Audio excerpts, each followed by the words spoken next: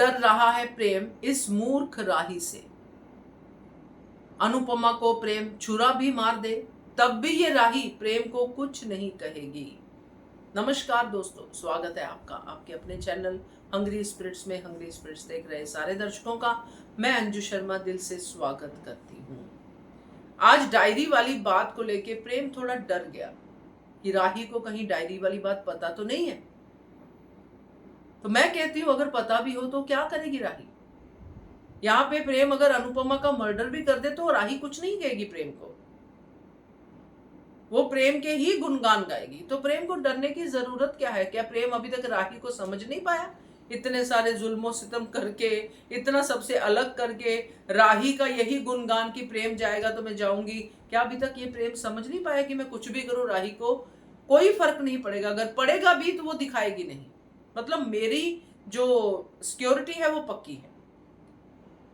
तो इस मूर्ख राही पे बात करते हैं। पहले वही निवेदन, जिन्होंने अभी तक चैनल को सब्सक्राइब नहीं किया है कर लीजिए, साथ में दोस्तों बेल आइकॉन दबाइएगा ताकि आपको हमारे वीडियोस के नोटिफिकेशन मिलते रहें।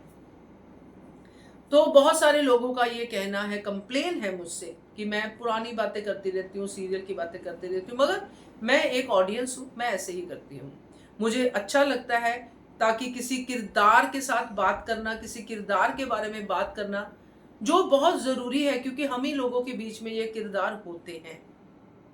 आगे क्या होगा, आगे क्या नहीं होगा, वो तो आपको पता चल ही जाएगा। आप लोग बहुत समझदार ऑडियंस है। खैर, एज ऑडियंस मैं आज एक बात जरूर करना चाहूंगी कि अनुपमा ने राही के लिए कितना कुछ किया। हम बहुत बातें कर चुके हैं, मगर राही को रत्ती भर फर्क नहीं पड़ता है। राही को जो प्रेम मिला है, पारस नाम से पत्थर, ये उसकी पूजा करती है।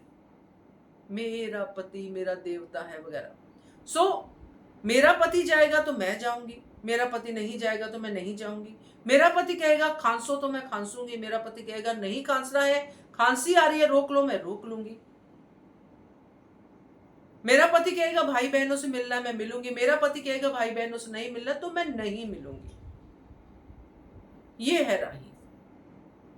तो ये जो पति नाम का प्रेम है, जो बैठा आज डर रहा था कि राही को पता न चल जाए। क्यों डर रहा था भाई? मैं तो प्रेम की, जो भी प्रेम का किरदार लिख रहे हैं उनके लिए ये सुजेशन है कि प्रेम के अंदर ये भी लेके आओ, क्योंकि अब इतना सब कुछ होने के बाद जब प्रेम को राही ने कुछ नहीं कहा, खुद बोलती है कि उसका कॉन्ट्रैक्ट छीना अनुपमा का, कितना कुछ किया प्रेम ने, कितनी बेइज्जती की, खुद याद भी करती है ना। और फिर प्रेम को जब काउंटर करती है, प्रेम से जब बात करती है तो प्रेम से डरते डरते बात करती है, अपनी हेल्थ की भी परवाह नहीं करती है।